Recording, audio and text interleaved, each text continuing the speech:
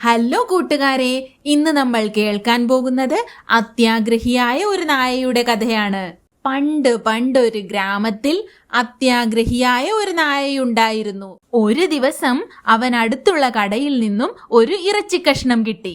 അവൻ അതും കടിച്ചു പിടിച്ച് കൂട്ടിലേക്ക് നടക്കുകയായിരുന്നു. കൂട്ടിലേക്ക് പോകുന്നതിനിടയിൽ അവൻ ഒരു പാലത്തിൽ കയറി.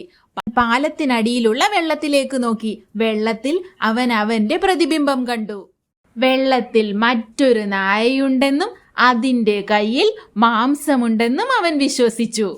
ആ നായയെ പേടിപ്പിച്ച് അതിന്റെ പക്കലുള്ള ഇറച്ചി കൂടി തട്ടിയെടുക്കാമെന്ന് അവൻ കരുതി. അങ്ങനെ അവൻ ഉറക്കെ കുരയ്ക്കുവാൻ തുടങ്ങി. കുരയ്ക്കുന്നതിനിടയിൽ അവന്റെ വായിൽ നിന്നും മാംസം വെള്ളത്തിലേക്ക് വീണു.